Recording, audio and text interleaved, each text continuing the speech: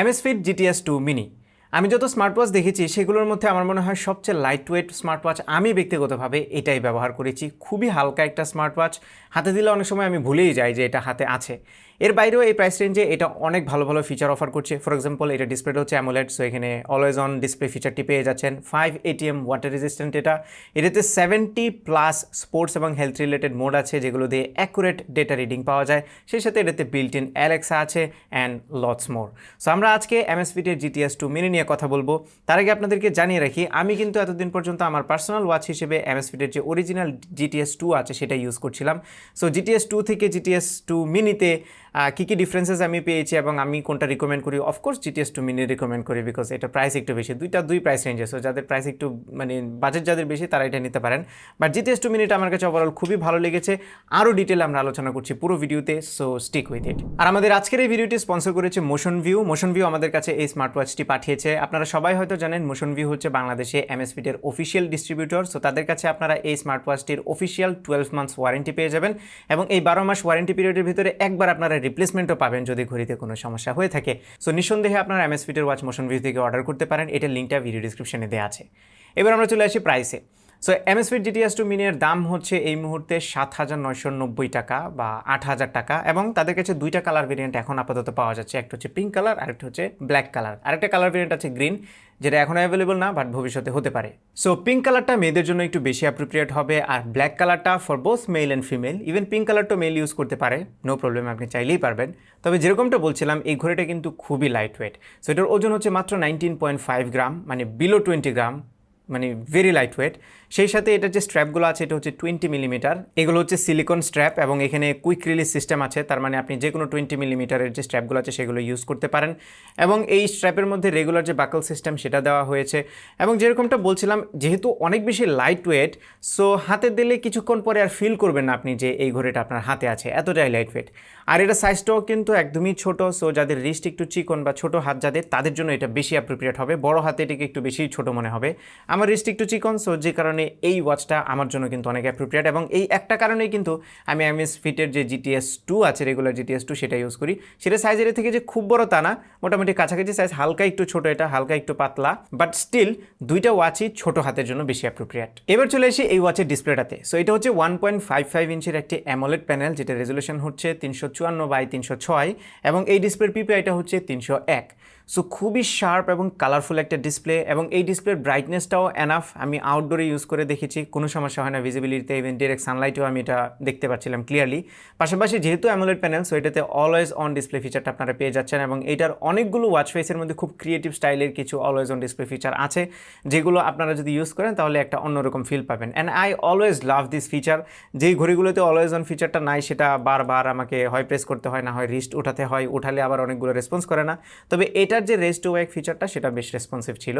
তবে always on display always আমার preference থাকে, যদিও ব্যাটারি ব্যাকআপ একটু কম পাওয়া যায়, সেটা নিয়ে আমরা একটু পরেই কথা বলছি। বাট এই ডিসপ্লেটা একদমই ফার্স্ট ক্লাস, নো কমপ্লেন। এবং এইটার যে বডির ম্যাটেরিয়াল আছে সেটা উপরের দিকে অ্যালুমিনিয়াম অ্যালয়, কিন্তু নিচের দিকে প্লাস্টিক ইউজ করা হয়েছে। পাশাপাশি নিচের দিকে সবগুলো সেন্সর আছে এবং এই পাশে আপনারা দেখতে পাচ্ছেন একটাই বাটন আছে, যেটা আবার ক্রাউন সিস্টেম করা হয়েছে, যদিও ক্রাউনটা কাজ করে না। আর এই ঘড়িটাতে যে সেন্সরগুলো ইউজ করা হয়েছে সেগুলো খুবই উন্নত মানের, কারণ এগুলোর যে রিডিং আছে সেটা খুবই অ্যাকুরেট।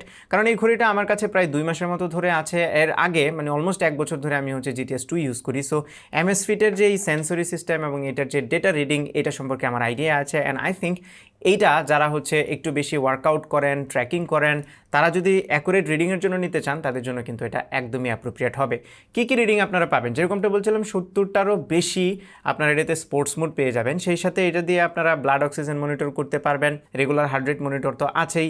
সেই সাথে এটাতে বিল্ট ইন জিপিএস আছে এবং জিপিএস ট্র্যাকিংটা খুব অ্যাকুরেটলি কাজ করে। পাশাপাশি এটাতে স্লিপ মনিটর করতে পারবেন, 24 আওয়ার্স হেলথ ট্র্যাকিং এবং হেলথের যে ওয়ার্নিংগুলো আছে সেগুলো এটা দেয়। সেই সাথে মেয়েদের মান্থলি সাইকেলের রিমাইন্ডারও এটা থেকে পাওয়া যায়।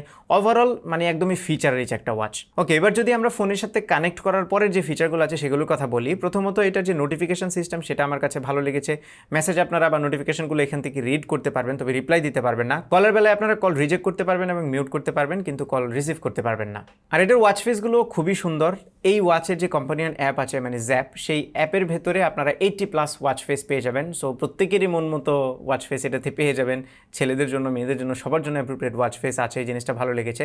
তবে সবগুলো ওয়াচ ফেসে যে অলওয়েজ অন ডিসপ্লের সিস্টেমটা আছে সেটা আমার ভালো লাগেনি, বাট বেশিরভাগগুলোতেই ভালো লেগেছে। আপনারা আপনাদের মতো করে চুজ করে নিতে পারেন। ওকে, এবার চলে আসি এটার ব্যাটারি ব্যাকআপে। যদিও Amazfit একটু বেশি ক্লেম করছে, বাট আমার ডেইলি ইউজে আমি এটা থেকে অলওয়েজ অন ফিচার যদি অন করি, ফোনের সাথে যদি কানেক্ট করে রাখি, তাহলে অ্যারাউন্ড 6 দিনের মতো ব্যাটারি ব্যাকআপ আমি পাচ্ছিলাম। কখনো 5 দিন, কখনো 6 দিন, সামওয়্যার অ্যারাউন্ড 5 to 6 days। আর যদি আপনারা অলওয়েজ অন ফিচারটা অফ করে রাখেন তাহলে 8 ডেজের মতো এক্সপেক্ট করতে পারেন অলওয়েজ অন ফিচারটা অফ করে রাখলে, যেটা আমিও পেয়েছি অ্যারাউন্ড 8 ডেজের মতো। বাট আপনারা যদি একদমই ইউজুয়াল ইউজ করেন, ফোনের সাথে কানেক্টেড না, একদম ডিসকানেক্টেড, জিপিএস অফ, তাহলে আরও বেশ লম্বা সময় আপনারা এক্সপেক্ট করতে পারেন। Amazfit ক্লেম করছে 21 ডেজের মতো, তবে 21 ডেজ না হলেও কাছাকাছি লাইক 19 ডেজের মতো আপনারা পাবেন যদি ফোন থেকে ডিসকানেক্ট করে একদমই ইউজুয়ালভাবে ইউজ করেন। এছাড়াও এই স্মার্ট ওয়াচটা 5 ATM ওয়াটার রেজিস্ট্যান্ট, এটাতে ব্লুটুথ 5.0 আছে, এটার যে হ্যাপটিক মোটরটা আছে সেটা খুবই স্ট্রং। পাশাপাশি এটাতে জাইরোস্কোপ, অ্যাক্সেলেরোমিটার সহ অন্যান্য সব ধরনের সেন্সর আছে। ওভারঅল কমপ্লিট একটা প্যাকেজ হচ্ছে এই Amazfit GTS 2 mini। Now, do I suggest this watch or not? যদি 8,000 টাকা বাজেট আপনার থাকে এবং ব্যাটারি ব্যাকআপ যদি খুব ক্রেজি হাই আপনার দরকার না হয়, তাহলে এই স্মার্ট ওয়াচটি আপনার জন্য রিকমেন্ডেড থাকতে পারে। এখন এটা হয়তো বা সবাই এনজয় করবে না, লাইক যারা একটু লাইট ওয়েট বা ছোটোখাটো ওয়াচ পছন্দ করেন না তারা কিন্তু এটা অ্যাভয়েড করবেন, কারণ এটা খুবই হালকা, খুবই ছোটোখাটো একটা ওয়াচ। পাশাপাশি যারা খুব বেশি এক্সারসাইজ এবং ওয়ার্কআউট করেন বা খুব বেশি স্পোর্টসের সাথে ইনভলভড, তাদের জন্য এটা বেশি রিকমেন্ডেড থাকতে পারে, কারণ এটা আপনার হাতে থাকলে খুব একটা বদার করবে না। কিছু ওয়াচ আছে যেগুলো একটু হেভি, সেগুলো কিন্তু আপনার হাতে মাঝে মধ্যে বদার করে, একটু হেভি লাগে, বাট এইটা একদমই আপনাকে ফিলই দেবে না যে হাতে কোনো কিছু আছে। সো এই জায়গাটা যদি কনসিডার করেন তাহলে কিন্তু এই স্মার্ট ওয়াচটা নিতে পারেন। আর এই ওয়াচের যে কোম্পানিয়ান অ্যাপটা আছে মানে জ্যাপ, সেই অ্যাপটা নিয়ে আমি এখন ডিটেলে কথা বলিনি, কারণ এর আগেও আমি কথা বলেছি। সো এই অ্যাপটা খুবই ফিচার রিচ, এইটা খুব ইউজার ফ্রেন্ডলি, ক্লিন একটা অ্যাপ। এটাতে আপনারা সব ধরনের রিডিং পেয়ে যাবেন, সব ধরনের ডেটা, সব ধরনের সেটিং পেয়ে যাবেন। সো অ্যাপটা খুবই ভালো। তবে এই ওয়াচের একটা ইস্যু আমি মেনশন করতে চাই, সেটা হচ্ছে সফটওয়্যার আপডেট। সো এটার যে সফটওয়্যার আপডেটটা আছে এটা খুব একটা অ্যাকুরেটলি কাজ করছিল না। মানে আমি প্রায় 10-12 বার ট্রাই করে হচ্ছে এটার সফটওয়্যার আপডেট দিতে পারছিলাম। মানে ফোনে ডাউনলোড হওয়ার পরে এখানে যখন ট্রান্সফার হয় তখন ঝামেলাটা বাঁধে, অর্ধেক ট্রান্সফার হওয়ার পরে সেটা ক্যান্সেল হয়ে যায়, এরর দেখায়। এভাবে বারবার করতে করতে খুব বিরক্ত হয়ে গিয়েছিলাম আমি এটা আপডেট করতে। 2বার আপডেট এসেছে এবং 2বারই এই প্যারাটা আমাকে দিয়েছে।